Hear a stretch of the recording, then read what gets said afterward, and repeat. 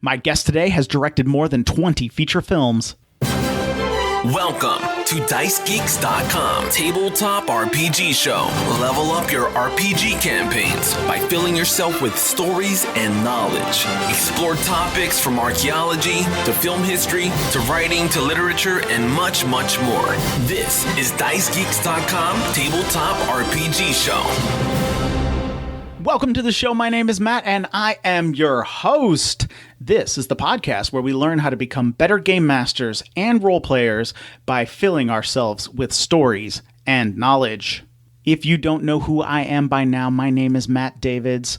I am the creator of the Books of Random Tables, books that are geared to help you cut down your GM prep time and have more fun at the table. Now, my mission with this podcast is to explore history and film and television and role-playing games and game design so that we can become better game masters and role players. Today, I have an incredible interview with a filmmaker who had a profound effect upon my childhood, as well as pop culture as a whole. So with that said, here's the interview. My guest today is the director of dozens of feature films, including American Ninja, American Ninja 2, Ninja 3, The Domination, and many more. Sam Firstenburg. Sam, welcome to the show. Thank you. Thank you very much for having me. It's a pleasure. Oh, it is my pleasure. Thank you so much for coming on. What drew you to filmmaking? What made you want to be a filmmaker? That's an interesting question. Which sometimes is hard to answer.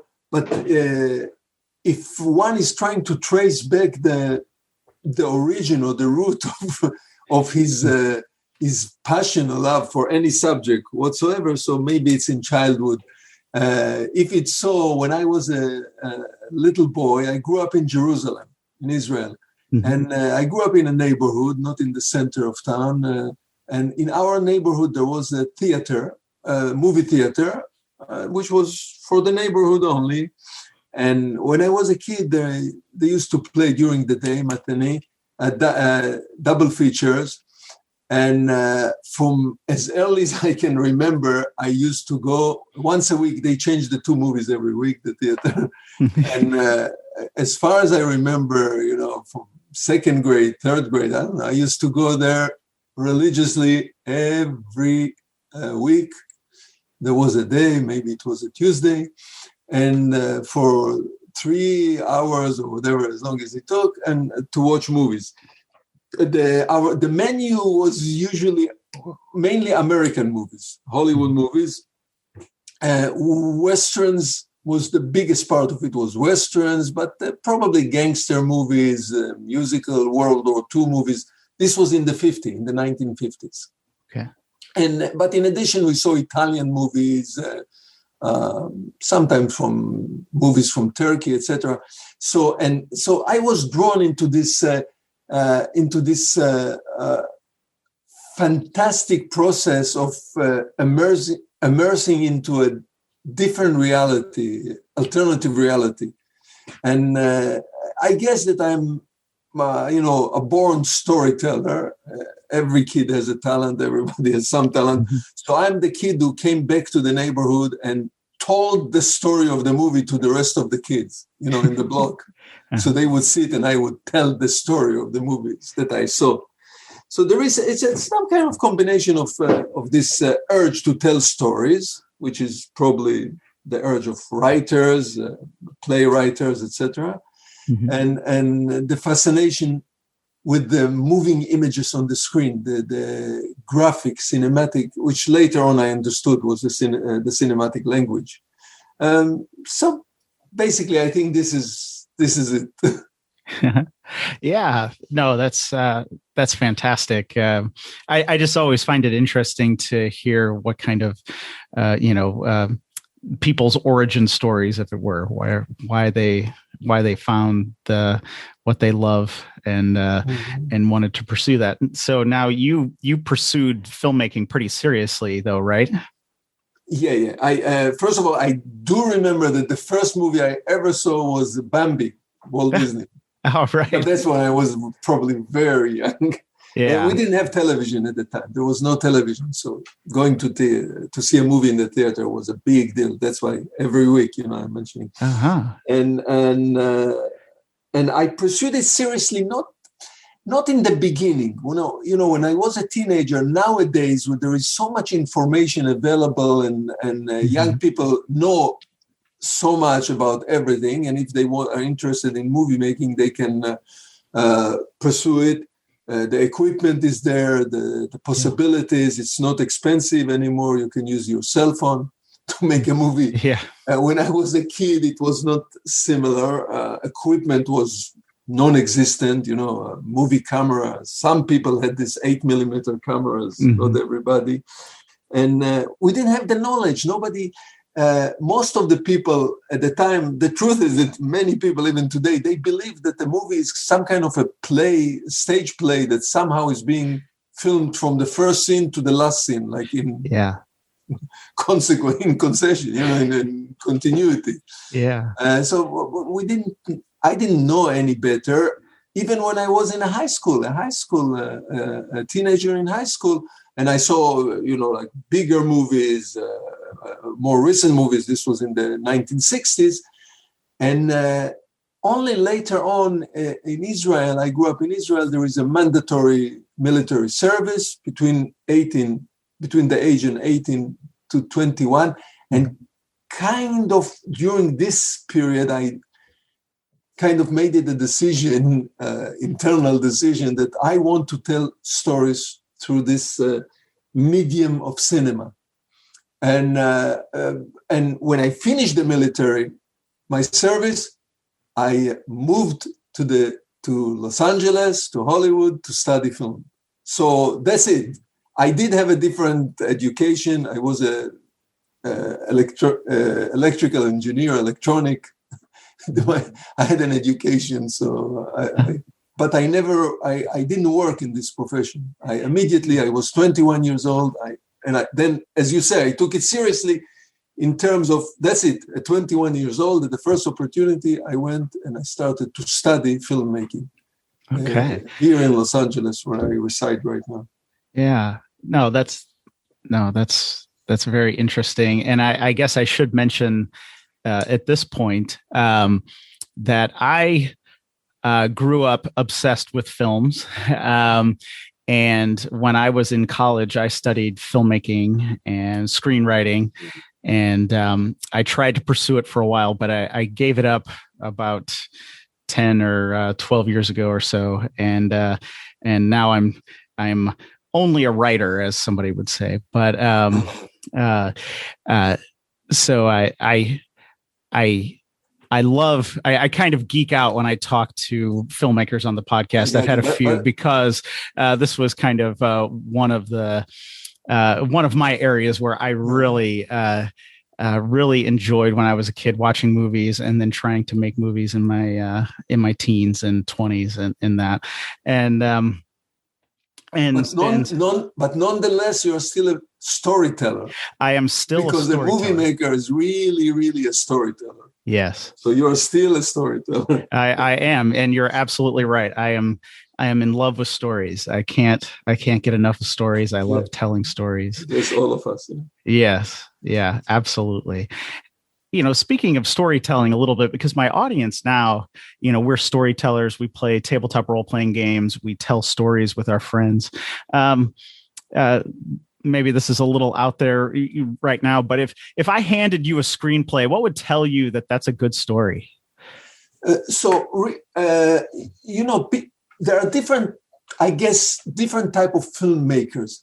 There are filmmakers who are drawn more to visuals, and they busy themselves, or they have more interest in the visual, in the graphic part of the movie making, and some others more in the storytelling. And I am more in the storytelling, in the tradition of the old Hollywood directors, let's say John Ford, or let's say Akira Kurosawa from Japan, people who the main interest is telling a story, but using a visual means rather than the written word. For me, a good story is a good drama. That's why I see it, because we tell stories in the tradition of the stage, of the theater. Mainly, and there are other movies. I'm not saying that all of them, but mainly. So we tell stories. So if I pick up a script, and what I'm really looking for a dramatic structure. Number one, a hero and a villain. This is the basic of drama. You have a hero. The hero has a goal. He wants to achieve his goal, to reach his goal, and there are obstacles along the way. The villain creates the obstacle. Now, of course, it doesn't have to be a man versus man. It can be somebody versus the nature. The villain can be a nature, and he has to overcome a group of villains or whatever. But the purpose is that the audience will identify with the hero, and through this release emotion, because we all want to be better than we are. That's why we listen to stories. And the story tell us that this hero that we identify with, and if we could only be like him, we will be better. So that's to me, and I like optimistic movies, happy ending, and with a resolution, and some kind of epiphany, some culmination toward the end of the story, where the audience who just experienced this 1.5 hour or 2 hours of drama, they come up with some emotional fulfillment. They're fulfilled emotionally. Maybe they learn something along the way. It's not bad. It's an added bonus if you go through a story and you also learn something, not only emotionally, but also with some knowledge about something you didn't know before. If it's a movie, you see some new areas that you haven't seen before. Another part of the world, another subject and the experience in movie is much stronger than the other ways of storytelling, because with a book you have to imagine, on a stage you're pretty limited, but on a movie, the director can really take you places. So that's what attracts me to a story. Let me tell you here an anecdote about a script that I rejected, which became a big hit. It was Bloodsport, that eventually was with Van Damme, Jean-Claude Van Damme. Yes, of course. And I picked up the script was given to me, and I picked up the script and I'm reading it. It's in one location. The whole movie is in one location. So, I say, well, it's not enough of a emotional experience, there's not enough of a visual interest to be in one location for 1.5 hour. Well, and I rejected it. How wrong I was. It was a huge hit. Yeah. That was a big hit. Huge one. I remember watching Bloodsport very often when I was in the late 80s, early 90s. Yes. And so that's interesting that you think the kind of the emotional component is like the most important, making the audience feel something, right? Yeah, of course, because we are dealing with the visual medium, we want to add interesting visuals to the storytelling, because that's how we tell our story, with the visual means. So you're trying to make it visually interesting, visually exciting, on top of the emotion and the excitement of the story itself, the storyline. Because that's what you do. So, you don't want to make a very exciting movie, very exciting story in a dull and boring visual environment. So it's a combination, of course. So that's also important. But as I said, to me, the emotional part, the manipulation of audience emotions is more interesting to me than the visual, Yeah. No, absolutely. Part of it. Yeah. And of course, thinking about Bloodsport, 95% of the movie is in the one, like the Kumite dojo kind of setting. Correct. Yeah, that's interesting. That is interesting. Now this question might be in a little down in the weeds a little bit. Before we get into some of the movies that you did direct, since I studied filmmaking, and I think I focused too much on where, I focused a lot on where to place my camera and things like that. And then when I realized, I had to tell people what to do. I had to tell people where to go and how to move and some different things like that. And I really struggled with that quite a bit. I've always wanted to ask because, I've read some of the famous books by some of the famous directors, and there's stories about, directors slapping, their actors and things. And I always thought that seemed like it was a little over the top. But when you're directing an actor, what are some things that you would tell an actor to get a certain performance out of them? Well, Matt, let me go back to placing the camera is storytelling. Yeah. It's not only technical. It looks like as if it is a technical matter. You put the camera on the floor or up on the crane, or you use this kind of lens or that kind of lens. It's not only technical. This is storytelling. You manipulate the emotion of the audience by placing the camera. If you show some kind of a hero and you low angle looking at this hero from below to above, you enhance the posturing of him. So the director, the camera operator, the cinematographer, the director are manipulating the emotion of the audience by placing the camera. So every one of those little things, it's all audience manipulation. It's emotion manipulation. It's completely different. It creates a different feeling, a different emotion. So it's not all technical. Camera placement, the choosing the different lenses can create different mood, different things. If the camera is moving, if the camera is not moving, all of those are creating emotion within the audience. And so this is one part of the work of the director is to deal with the camera and the visual part of it. And then he has to jump and change heads, and he deals with the acting. And of course, some directors come from acting. Some directors were previously actors or active actors, so they have more knowledge about acting, about how to work with actors. I did not. I don't come from acting, and I didn't. My experience is just working with actors. I'm not an actor myself, so I believe in giving an actor a latitude. Hopefully, if the actor understands the character, if we can agree on the character itself, the essence of the character, then I tend to trust the actor. Let's say 80%, 90%. I trust the actor that he or she will come up with the right attitude, mannerism, movement, tone of voice, whatever. Now, that's the way I see it. Maybe we'll do a rehearsal or two before every scene. I might so-called adjust it. As a director, I don't think director can totally manipulate an actor, because actor is not a mechanical thing. It's not a machine. Actors bring something from their skills and craft into the job.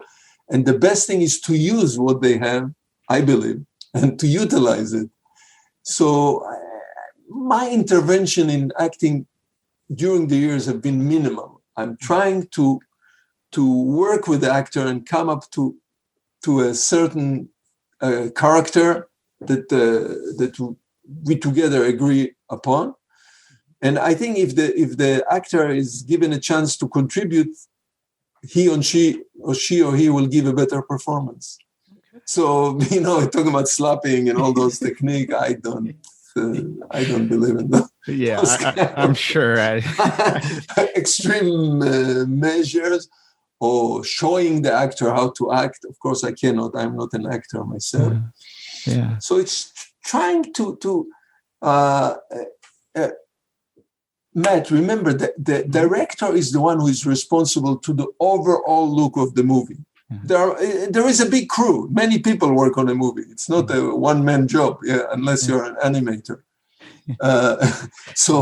There are many people involved, but every one of them is concentrating in his particular field.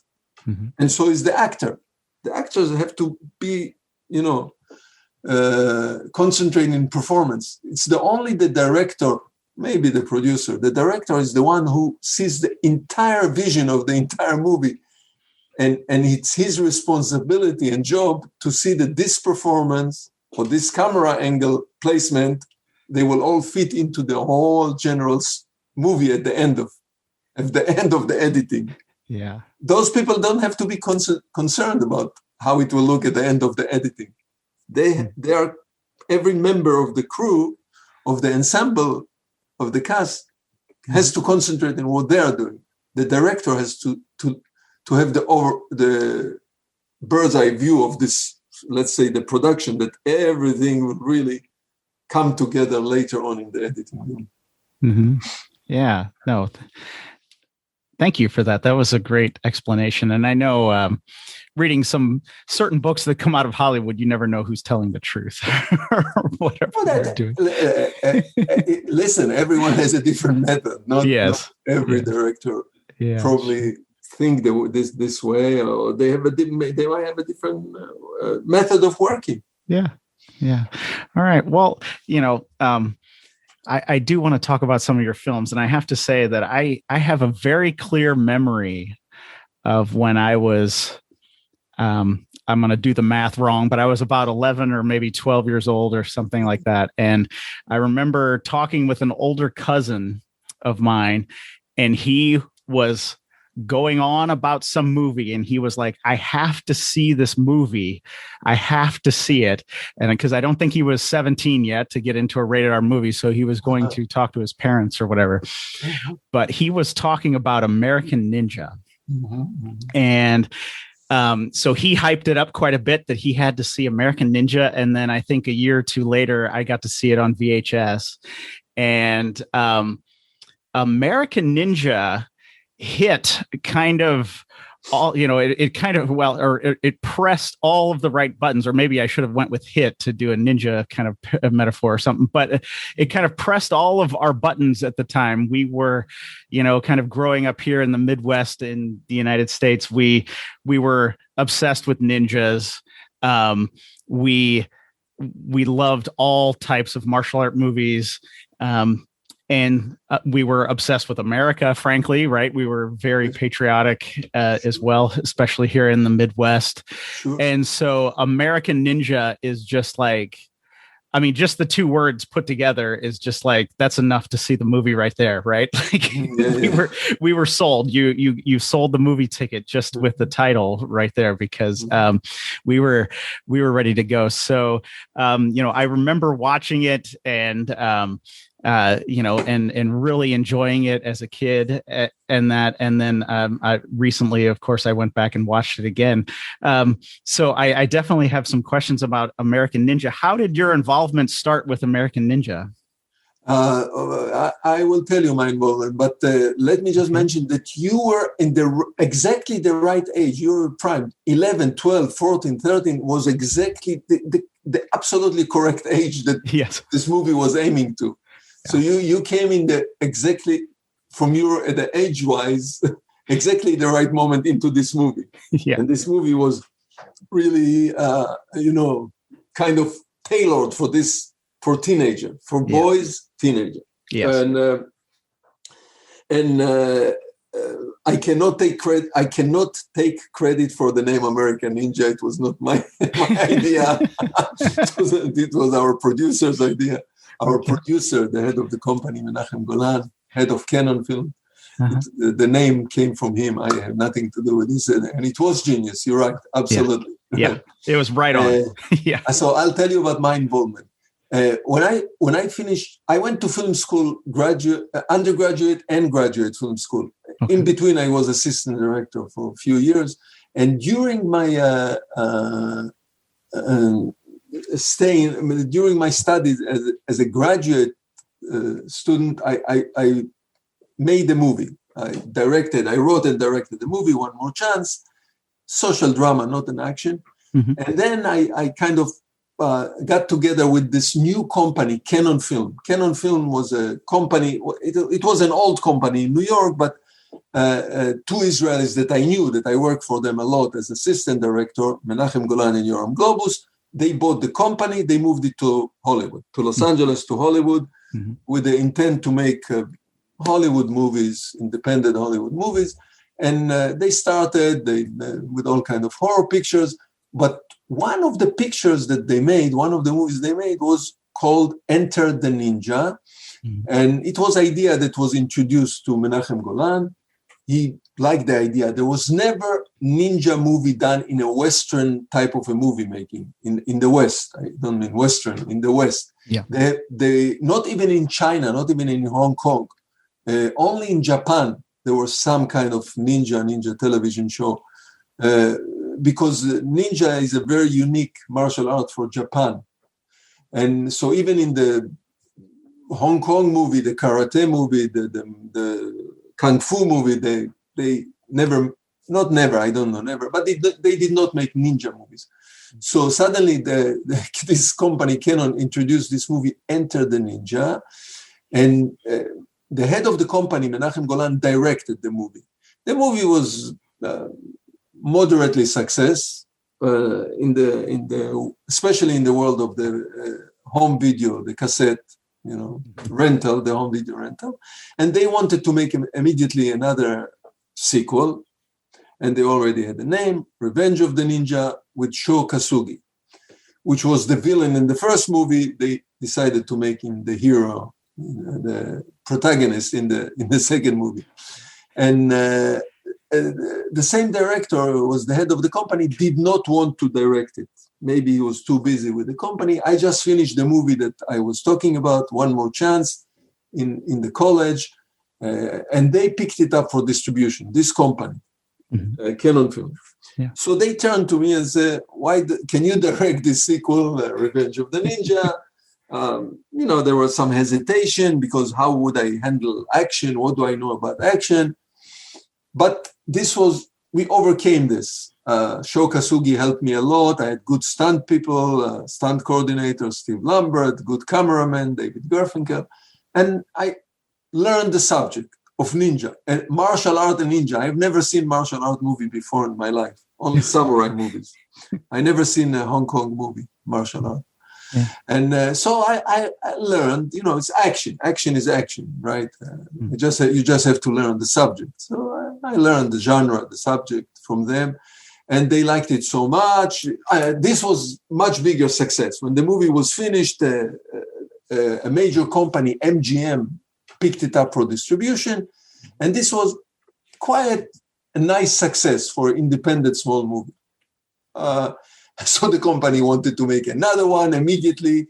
They came up with the Ninja 3, the Domination. We made, so they entrusted me again because the Revenge of the Ninja was successful, box office wise.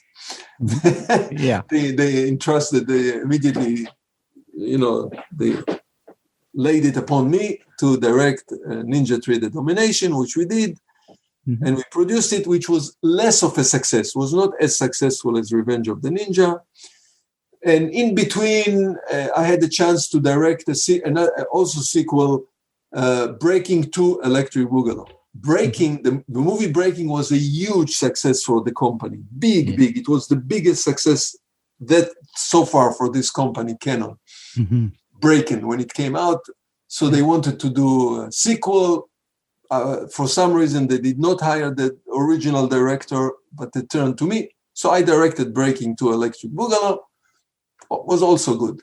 Good. It was a huge distribution. Yeah. 1,200 prints, 1,200 theaters. And then one day, the head of the company, so this was over with. The head of the company calls me. They wanted to come back to the ninja area because they probably sold it very well. remember, we have to think about it, that the company like this, as an independent company, sells movies not only in America, or as they call it, North America, but they sell it all over the world. Yeah. And that's how they make money, by selling the rights, the screening rights.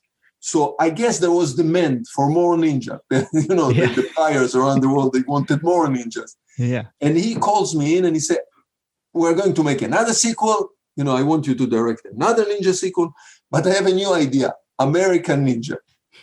So that's how I was introduced to this concept, to this idea. There was nothing. There was no script, no character, nothing. Only title, American Ninja. And in one hand, it was genius. In the other hand, it was crazy idea, because this ninja, as I mentioned before, is a really Japanese idea, Japanese concept. It's part of the Japanese mythology, ninja, let's say. Of course, we're talking about the bad guys in the mythology, not like samurais, which are the good guys. Yeah. The ninja are the bad guys of the Japanese mythology, the martial art mythology. But yet it's very Japanese. And here, and the ninjas are Japanese, that's how we did the first 3 movies. Yeah. The Shokasugi, Japanese, And suddenly they want to make an American ninja.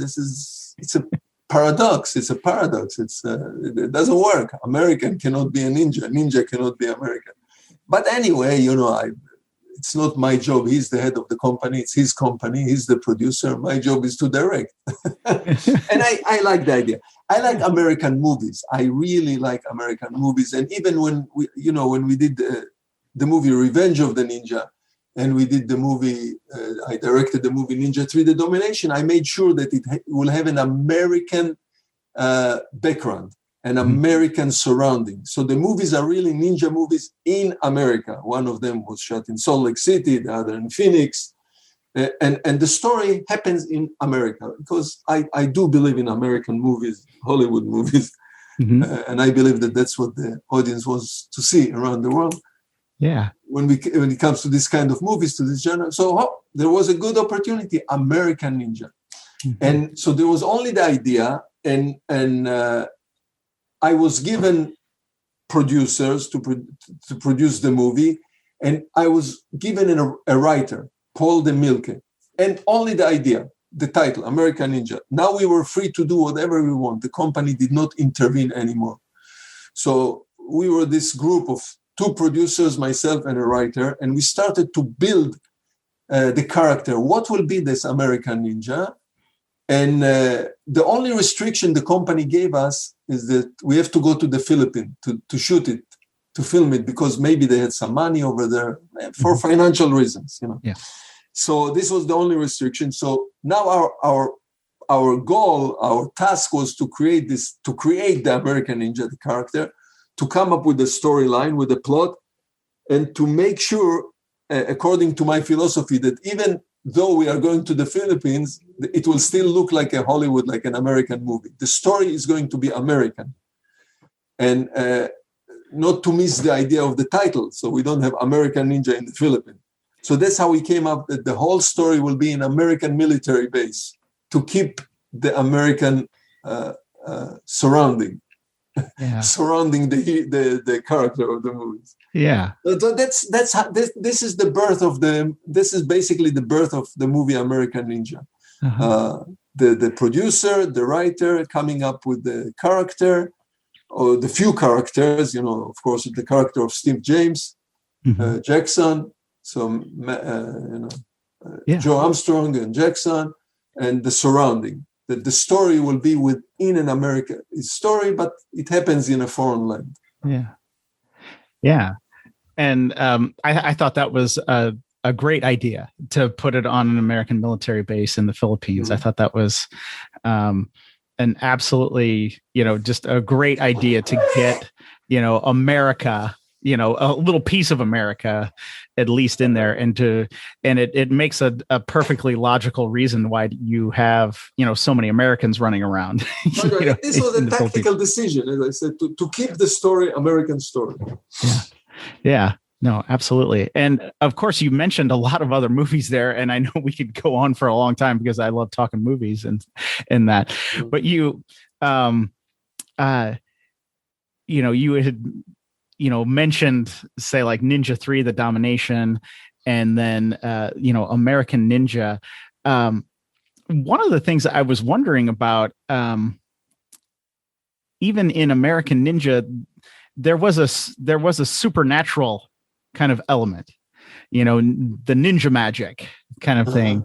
And I was just wondering, and of course, Ninja 3, the Domination has a supernatural element, the whole thing is basically a supernatural element in Ninja 3.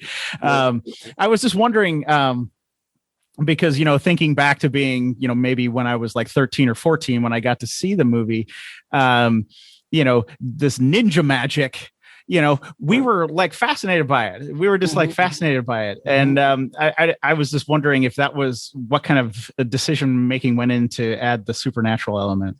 Well, okay, so let me explain the mysticism and the supernatural element. So I mentioned briefly, when I was given the task to direct Revenge of the Ninja, I met Sho Kasugi.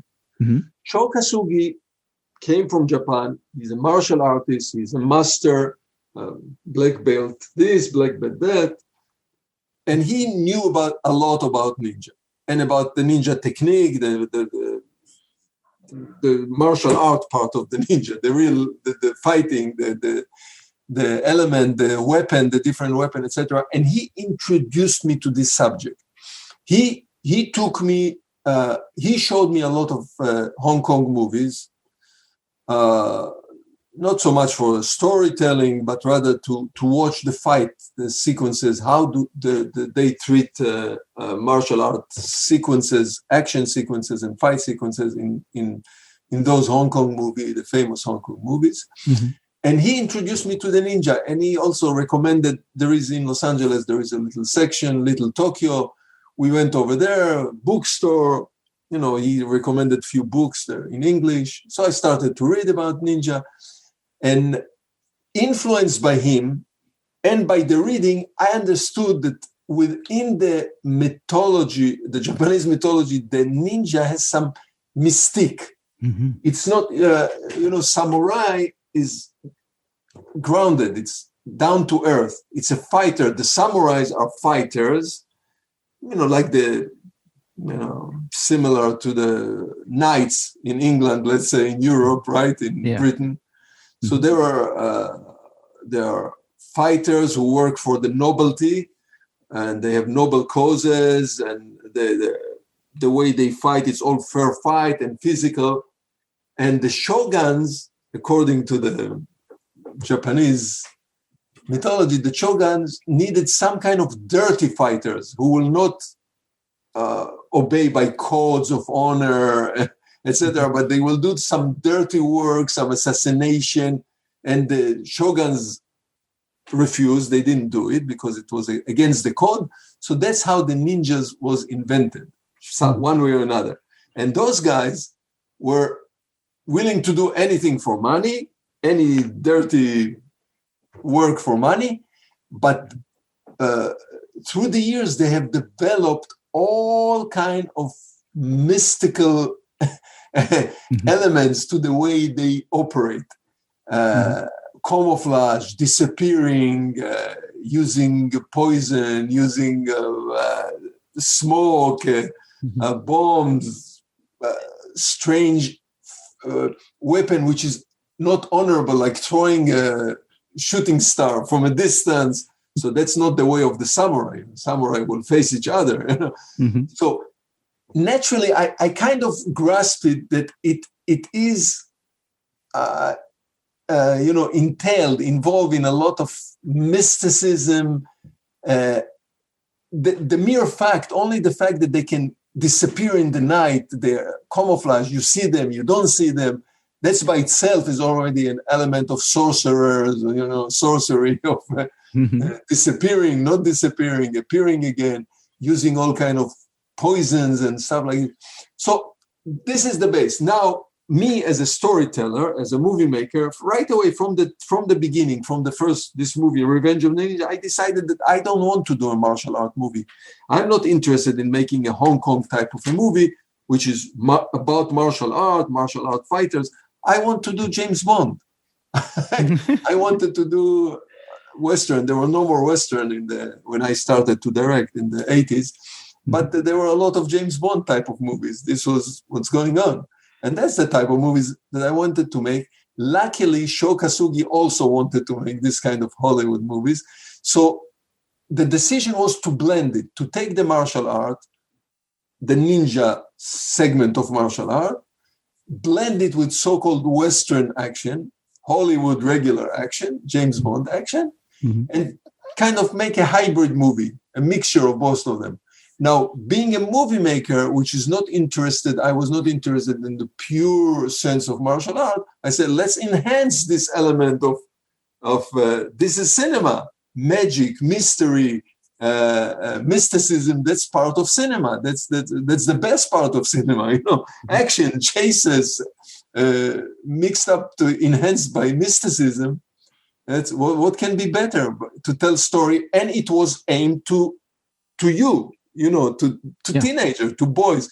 This were not movies not so much for girls. I don't want to say girls also saw those movies. I don't want to exclude them. But, middle-aged ladies did not go and see the ninja movies.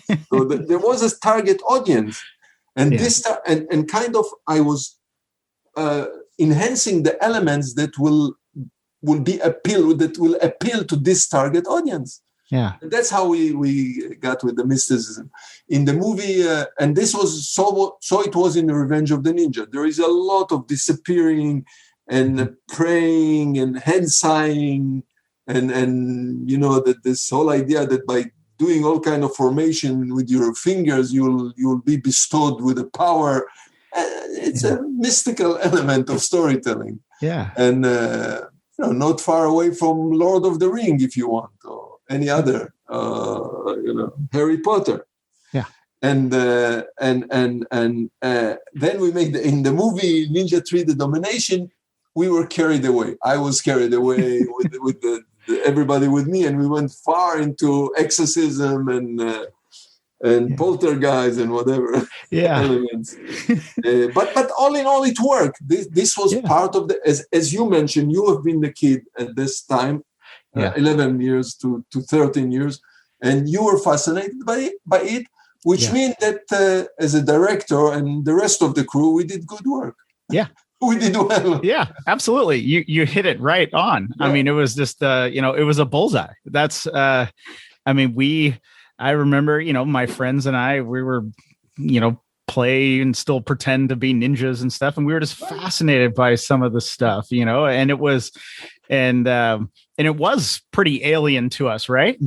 Growing up in the Midwest in America, it was alien to us. And the idea that you could like run along and disappear or throw a smoke bomb or something like that was awesome. I mean, that was just, Matt, just right there. Matt, let me assure you, because I traveled around the world and I spoke with kids all over the world. It's not the Midwest. It's all over the world. All right, cool. I spoke with kids in Africa. I spoke with kids in Indonesia, in the Philippines, wherever I went. Where my work took me or my wife's work took me, I meet young people as again male, or I meet people which are today 30 like you, and they have been kids, and I'm asking them in Poland, in anywhere I go, in Africa, and it was the same thing all over the world. Yeah. A new element was introduced. When I was a little kid, the Tarzan movies were kind of similar. Tarzan was introduced to us as kids. Africa, this Tarzan is talking with animals. It's kind of similar idea, a lot of imagination thrown into the Tarzan movies. Ninja is Tarzan on steroids with more imagination. So what you are telling me, it's not unique to the fact that you grew up in the Midwest. It happened all over the world with the young audience, with the target audience. It was a new element that they never seen before. Yeah. No, that's neat. That's really neat to hear. And as you had mentioned, Ninja 3, The Domination, Yeah. I don't remember if I had seen that when I was a kid, but I just watched it 2 nights ago, I think. And you're right. You had Poltergeist, you had Exorcist, Flashdance. Flashdance. I was going to say maybe some Flashdance in there, ninja movie. Right. And then, but it's developed kind of a cult following, right? Yeah, definitely. You know, when the movie came out, Revenge of the Ninja, Sho Kasugi was the hero, was the protagonist. And the company, it was not my decision. The company decided that they don't want him as the main character in the next movie, in the sequel. And maybe it had to do with some commercial, you know, a sellable point of view, selling point of view. And in any case, they decided, we came up with the idea that we'll have a girl will be the hero. And Sho Kasugi warned us that it was not going to be that successful. And he was right. The movie was not as successful as the first movie, Revenge of the Ninja. So it came out. This was, let's say, 1984, I think. And then it disappeared. The movie was not that successful like the first one, and it kind of disappeared for 20 years. And suddenly, in the last 10 years, it started to surge up again, came to the consciousness, or to the, it's a consciousness of the cult followers. And the movie has risen from the dead, let's say, and it's just getting stronger and stronger with the cult crowd. There are screenings. It's now screening in festivals. There are special screenings for this movie only. I was invited to one of those screenings where the audience, they know all the lines by heart. Oh. They say the lines together with what's happening on the screen. They came to the screening with the costumes of ninjas. And what's happening is to my mind is amazing. It's really, I'm amazed to see that a movie like this, which is not, it's really a hybrid movie, mixture of all kind of style. It's not really coherent in a way of a straight one genre storyline, but rather mishmash. I would say a mix of all kind of type of movies mixed into one movie. But this is probably the appeal of the movie to this certain crowd who likes, they follow movies like The Room, etc., the strange movies. And they found this movie to be one of them. And now it appears in book. I get the book, I got the Bible, the Bad Movie Bible. It is in this book. It somebody collected the worst 100 movies. They call it good bad movies. There is a genre now. Yeah. Good bad movies. So he collected the best bad movies in the history. So it's included. It's one of them, one of the 100 best bad movies of the history. Oh gosh. And or let's say there in Madrid there is a Cutrecon Film Festival, which translate to Trash Movies Festival. Oh, it played in this movie. I was invited to Q&A session after the screening. So, to my amazement, it developed a follower, a crowd of very dedicated, enthusiastic follower. There are few websites now, Facebook pages dedicated only to this movie. With the industry, with T-shirts and dolls and props being sold between people with posters, etc. And we are talking more than 35 years after the movie came out. Yeah, amazing. Yeah, and when I watched it, it was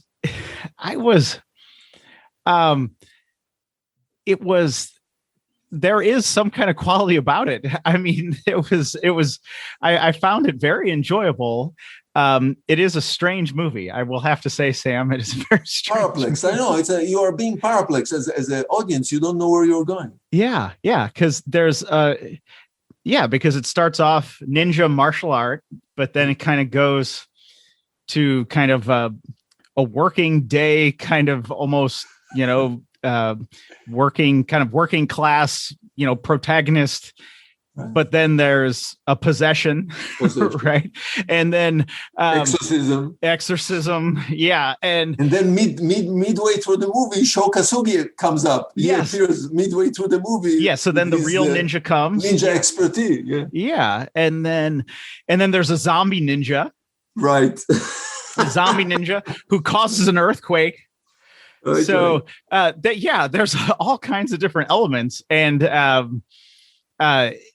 to me, it was just like, I was thinking, I was like, okay, 1980s, this could have probably only been made in the 1980s. Like, this could have just been made in the 1980s.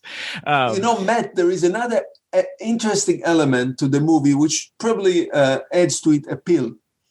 All the action that you see on the screen is physically performed. Mm-hmm. There is no any optical effect in the movie. Mm-hmm. There is only one optical effect. It's the temple at the end of the movie, which was not on the mountain. It was placed there by optical effect. Yeah. But all the action is physical action, is really performed. I had a good stunt coordinator, Steve Lamberg, mm-hmm. and Shokasugi was there too as an advisor. And, all the falls and all the cars going into the water, flying in the air, mm-hmm. Two people jumping out of a helicopter, all of this was physically done. So I'm mentioning it because when you see a movie as an audience, you don't have to understand the mechanic of making movies. Mm-hmm. But there is something consciously or subconsciously mm-hmm. that you get as an audience that you see, you feel, okay, wow, yeah, it's happening. Mm-hmm. Of course, when you go and see a movie like The Fast and the Furious and a car is flying between two high-rises, you know that it's not real, Mm-hmm. You can feel it as an audience because you know that the car cannot fly from one building to another. Yeah. Or when you see the superhero movies, of course, you get those feelings, the Avengers or whatever, mm-hmm. all of them. You can feel that tons and tons of it is optical effects. It's not really happening. Yeah. Versus when you see Ninja 3D Domination, you get this feeling, it hits you in the gut. When somebody falls to the ground, you can feel it. So that's another element which is attraction nowadays, watching those action movies of the 80s. Yeah. And that's absolutely fascinating that you bring that up, because I have felt that in recent years, when I have been kind of going back and watching some movies, from my childhood or from when I was in my 20s, in the 90s and that. And I was struck by, movies when, like you're saying, like the car in Ninja 3 Domination, like when the actual car goes into the lake, that's like, wow, that's spectacular. And now, they wouldn't send a car into the lake, right? They would do an effect. They would do some kind of effect. And we did not do it because we were brave, because we didn't know any other way. We didn't know how to do it other ways. No, that's good. But I think now, to me, that's some appeal in some of the really powerful action movies, from the 80s and 90s, is actually watching. There's an added thrill of thinking, well, that was a person who just did that, and hopefully they walked away okay, right? Like they walked away and they did it. And and I'm thinking of some movies like, say like The Road Warrior, and some of these, really visceral movies that it's like that's an actual person, hitting a sign or whatever. Absolutely. Luckily enough, in all the movies I directed, nothing happened to any of the stunt people. Well, and one of the movies that I directed was actually the stunt coordinator was the same guy who did Road Warrior. Oh, okay. Yeah, nice. Norris. His name is Norris. He's not related to Chuck Norris. Yeah, from Australia. Yes, I know who you're talking about. I can't remember his first name, but yes, I do. I worked with him in America. He was my stunt coordinator in American Summer. Oh, okay. Oh, that's fantastic. Guy Norris. Yes. Yes. Yes. Yeah, he was the stunt coordinator. And I think he worked on the Lord of the Rings movies too, or the Hobbit movies. Yeah. And he's also second unit director. Yeah.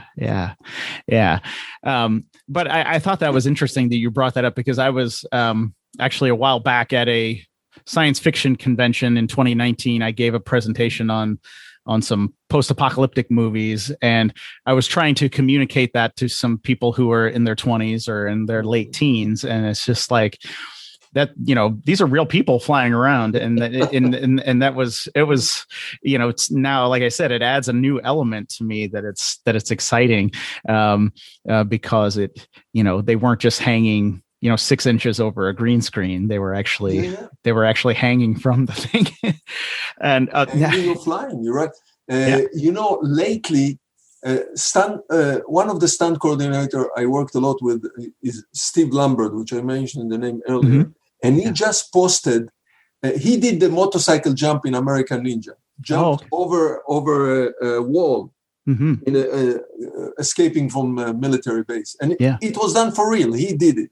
Yeah. No other stuntman was brave enough to do it. So Steve Lambert did it with a motorcycle, and he jumped. And many people discuss it in the internet. They put the section. Yeah. So he just put together on the internet, on his Facebook page, on mine, uh-huh. that exactly the same thing later was done with Schwarzenegger in the movie Terminator 2, I think. He's also jumping with a motorcycle over a truck or something. Mm-hmm. And he shows how it was done with a huge rig that the whole motorcycle was hanging from cables. Mm-hmm.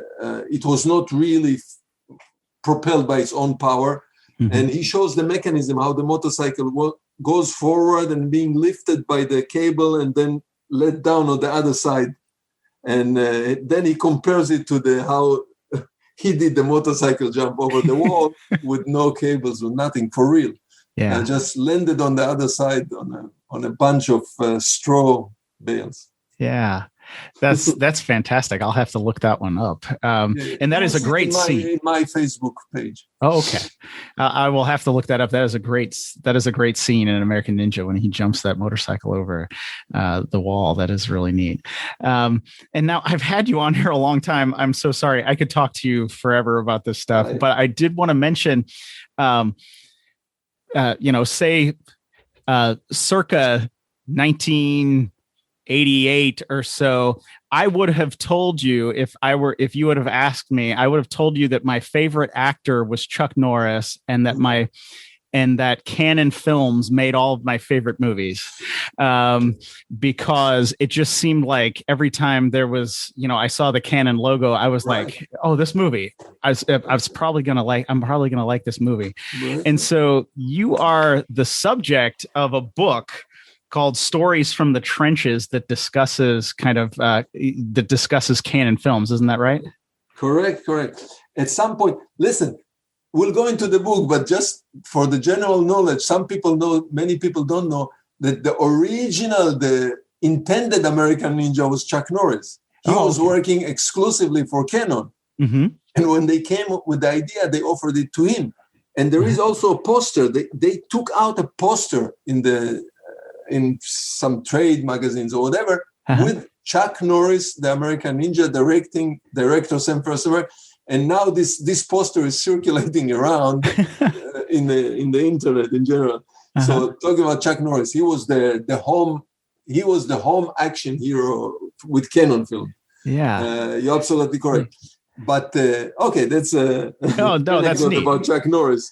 But when we go back to Stories from the Trenches, I was for a long time I thought there is nowadays, when we look back in retrospect at the Hollywood history in general, if you follow Hollywood history, Hollywood filmmaking history, mm-hmm. there is a segment, let's put it segment, mm-hmm. which is called, today we are calling it the independent low-budget genre movies of the 80s and the 90s. Mm-hmm. And it means the entire 1980s, 10 years, and the first 5 years of the 90s, the first half of the 90s. Mm-hmm.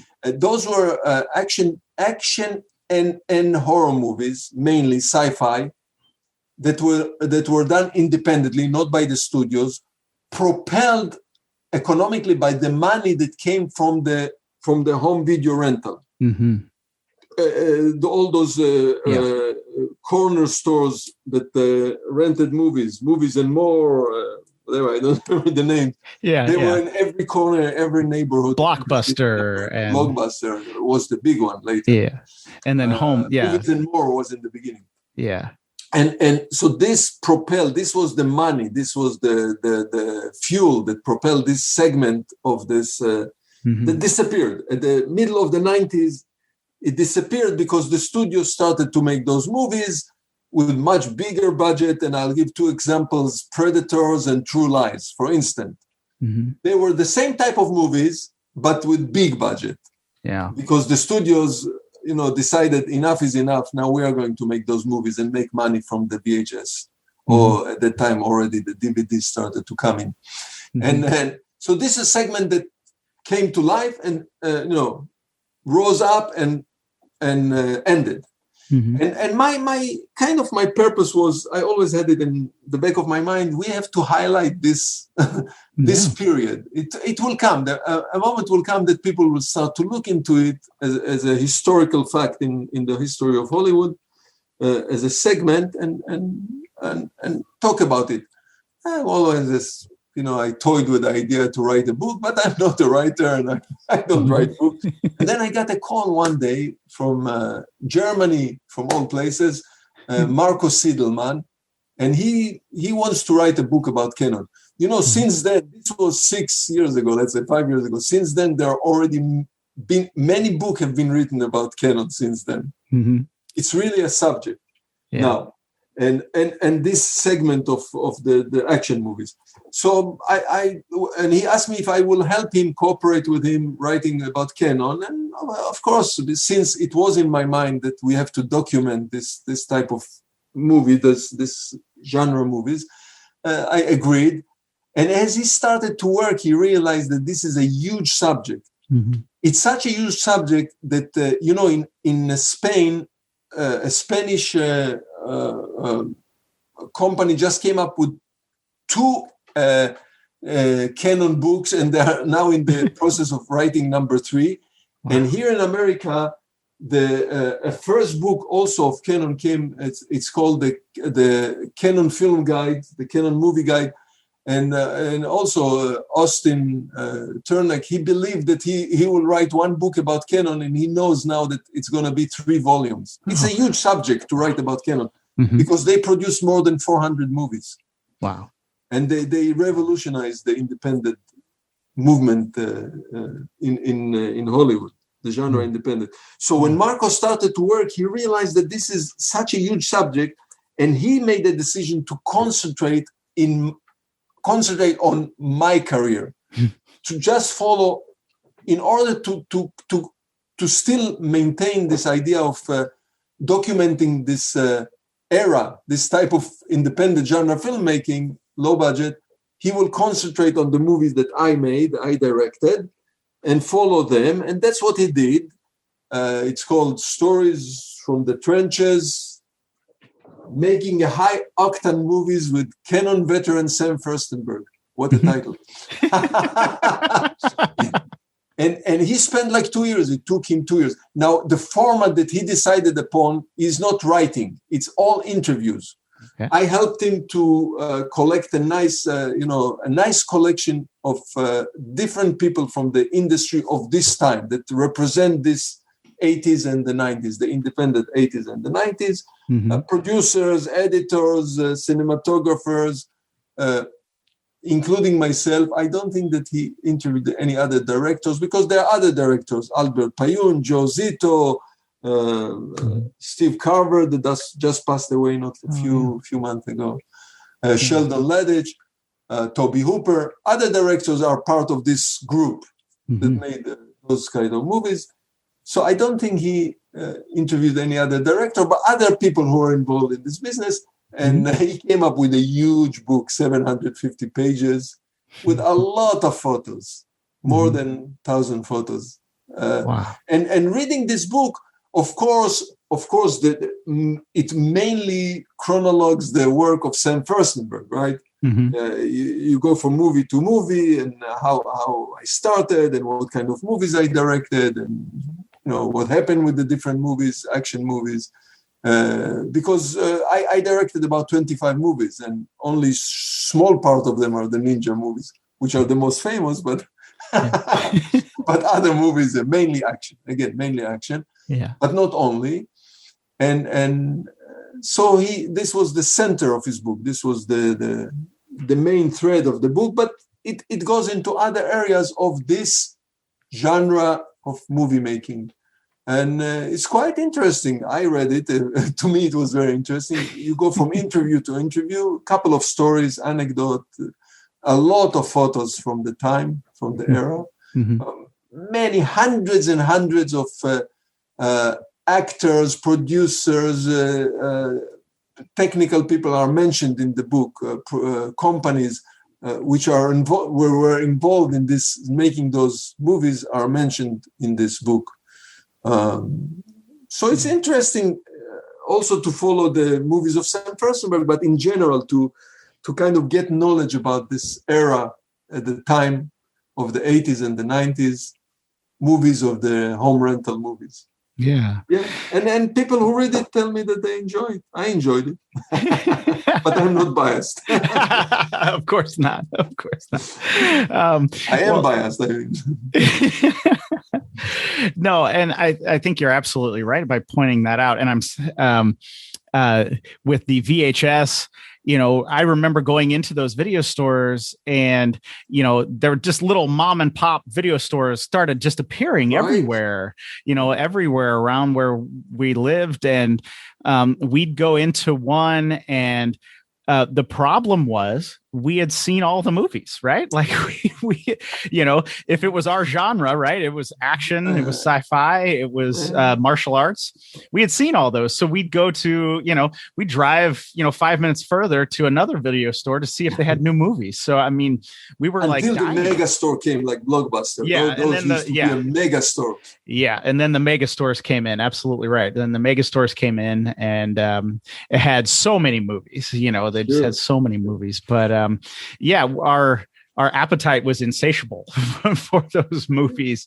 And in the story of Canon Films, I like I said, I might be the only person, who would say that, but, in 1988, I said that I love Canon Films. I knew what they, I watched the credits. I did a lot of weird stuff. I was obsessed with movies. I watched the credits. I knew some of the names of the people and things like that. And, I remember seeing, if Canon was coming out with a movie, especially during that late 80s period, I mean, it was usually either a Chuck Norris movie or something with ninjas. The Bronson movies. Yes, the Bronson movies. And so I was just going to watch those. And Van Damme started in Canon. Yes, and then Van Damme started in Bloodsport. Yeah, Bloodsport. Steve James started in Canon. Matt, I'm sorry. You are not the only one. There is a following. Yeah. There is an army of followers nowadays of Canon. There is a few Facebook pages dedicated to Canon only. One of them, the Canon Film Appreciation Society, something like this. It is so active with thousands of people participating, posting every day. They uncover old posters. They uncover material, photos, press books, stories about Canon. It is so active. And when I go to film festival, lately I'm being invited to film festival. Now I'm part of this nostalgic. and there are so many questions about, of course, people will ask about American Ninja, people will ask about Michael Dudikoff, but there are so many questions about the Canon, the company. And there is something now which is known as the Canon look. It's called the Canon look. Movies with the Canon look. Could you explain that a little bit? It's phenomenal that how much people are busy themselves with this subject, Canon. Now, unfortunately, the way it is, the head of the company, the most interesting person of the company, Menachem Golan, he was the creative, he was the brain behind the company, he passed away.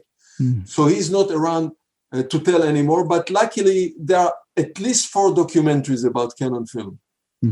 The most famous one is Electric Boogaloo, the secret story of Canon, something like this. Yeah. There is the Gigi Boy, the Go-Go Boy. The Go-Go Boy. Mm-hmm. There is another movie that was made in England, another documentary about the last Moguls. I think it's so. I know about 4 documentaries about Canon, and books are coming out. Here I'm holding in my hand the Canon Film Guide, but by Austin Tronick.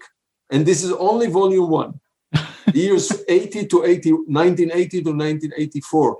And I'm in contact with him. He told me it will take another 2 books for him to conclude the subject of Canon. Wow. So there is a lot. So you're not the only one. There is a lot of interest in Canon. Lately. Yeah, and activity, media activity, social media activity around this Canon, and including books and documentaries, as I mentioned. Yeah, well, it's good to know I'm not alone. No. and this documentary that was made by Hartley, director, it's excellent. The title was taken from a movie I directed. Electric. He's using the same title. Yeah, I just watched Electric Boogaloo, the documentary, just a few nights ago, and it was excellent, and I learned a lot of different things that I certainly didn't know about Canon films and how they came to be, and it provided a lot of background information that I find just absolutely fascinating. So is this book, the Canon Film Guide. Even, I read it, and even though I was inside the company, this writer, Austin, he discovered so many more elements and stories and gossip and whatever, and, like stories I didn't even know, the conflict between Bo Derek and Menachem Golan, the story of Brooke Shield, so many elements about the company that I didn't know. So I recommend this book very much. Okay. I will. It's easy to find it in Amazon. Yeah. It's called the Canon Film Guide. The Canon Film Guide. I'll have to. And there is a lot about Canon also in Stories from the Trenches. A lot is about Canon. Mm-hmm. Yeah. And I plan on getting most of those books. So, because I find it fascinating. And like I said, it was. I don't know. It was kind of a strange time, but it's something interesting that you said. And I'm sorry, I'm going on really long here, but when you said you were making American Ninja, you said they just let you kind of do whatever you wanted with that movie. Now, if people are familiar, that doesn't happen all the time. Like, directors and writers usually have somebody over top of them. Did you have so? I'm guessing you had a lot of creative freedom when you were working on some of these movies. Correct. You are correct. Number one, I knew the heads of the company. I worked for them starting in 1973 or 1974. And I started with them really from the bottom, from the first movie that they produced, Lepke, with Tony Curtis. So I grew up there as an assistant director. So first of all, they knew me. Mm-hmm. So we were not strangers to each other, So when I started to work directing for Canon, which they purchased, I already knew the people, the players, or the people who were involved in running the company. Mm-hmm. So this was and they knew me. They knew I have a background in as assistant director, schedule, budget, things like that. And then this first movie, Revenge of the Ninja, kind of proved itself. Mm-hmm. It was picked up by MGM. It was released nationwide, 800 prints. It was something, it was happening. And this is the type of movies that for them was easy to sell to their buyers. The buyers.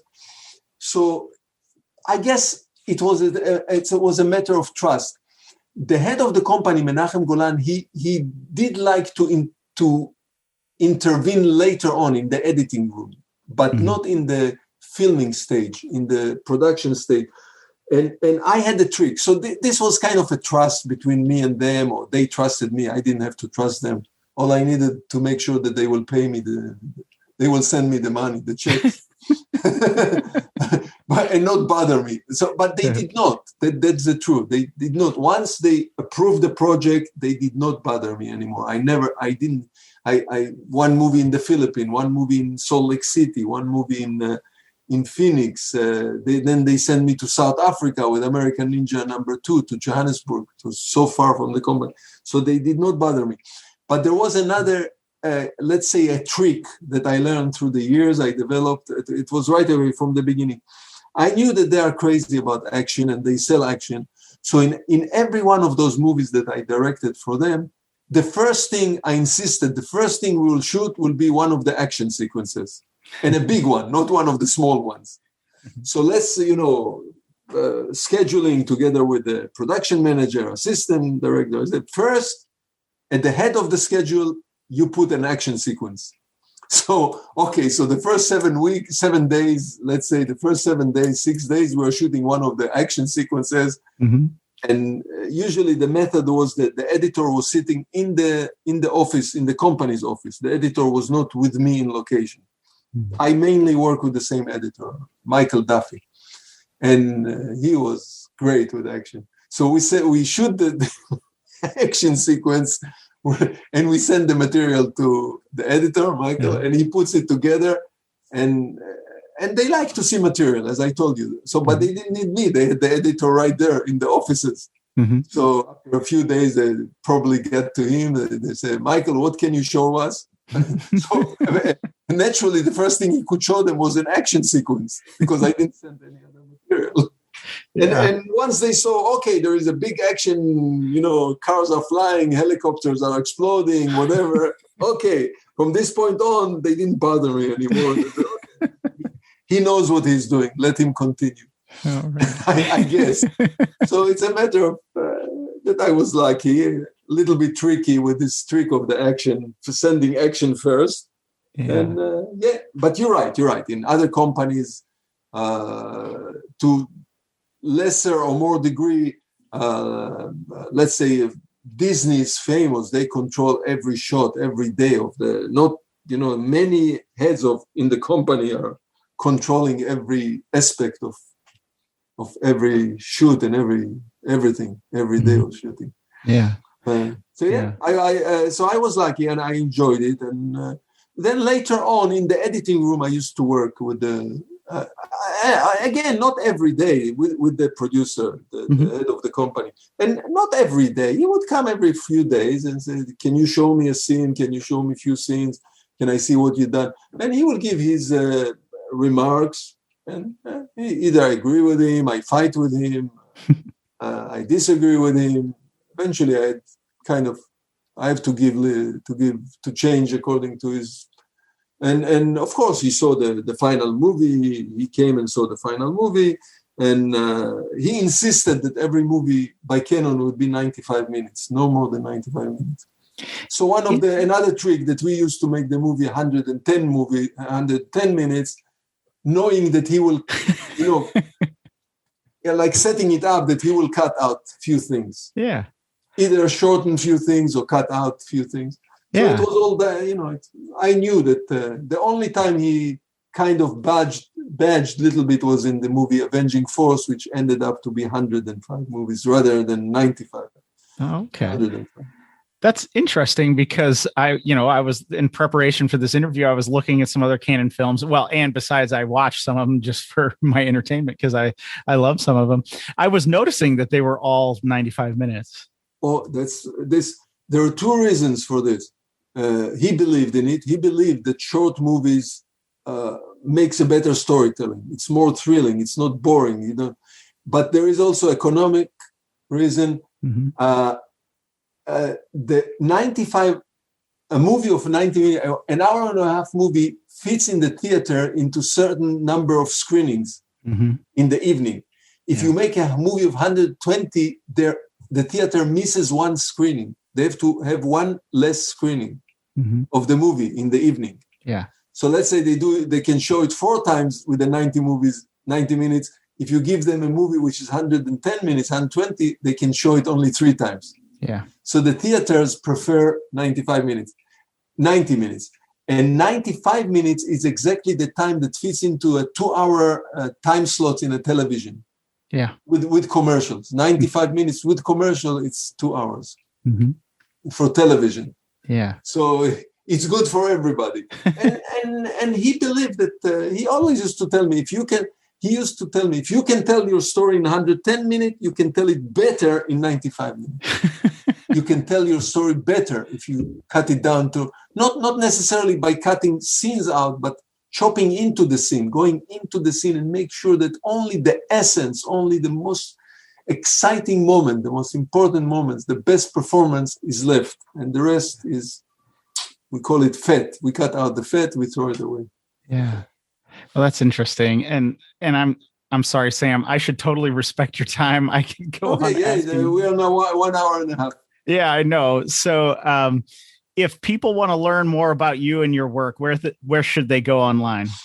So today, the most activities in Facebook, of course, there is a Sam Firstenburg, my Facebook, Sam Firstenburg, but there is I think, fan Facebook, the Battlefield, the cinema of Sam Firstenburg. It's another page in Facebook that I do not, there is another administrator that conducts it. And there is a lot of activity there as well. People who are interested in Canon should go and see should go into the page, the Society of Canon Appreciation, the Canon Appreciation Society. And here and there are more. There is a Facebook page which is dedicated only to Breaking to Electric Boogaloo. There is a Facebook only for American Ninja page. I don't conduct them. Other people administrate them. There is one very active page for Ninja 3D Domination. And on top of it, I have a website, samfirstenburg.com. One word, no separation. samfirstenburg.com. Easy, www.samfirstenburg. And I have a YouTube channel that there are a lot of video, the making of American Ninja, the making of Avenging Force. So again, Sam Firstenburg channel in YouTube. And there is an Instagram page also, Sam Firstenburg. And the book, if people are interested, they should purchase this book, Amazon, Stories from the Trenches. All right. And I will make sure to link up your website and the Facebook pages, as well as some of your movies in the show notes to this episode at dicegeeks.com. So if you are listening to this episode right now, you can head over to dicegeeks.com and I will have those links in the show notes so you can check out Sam's movies and these different books that he has been talking about. Well, Sam, it was a pleasure, to speak with you today. Thank you so much. Same here. Thank you. Same here. Thank you very much for getting me on your show, and I hope the listeners enjoy what we did, what we talked about. So thank you very much. All right, there you have it, guys. Oh my goodness, it was an absolute pleasure being able to interview and speak with Sam Firstenburg today. Oh my goodness. I am totally geeking out still. I apologize to everyone for my huge geek out.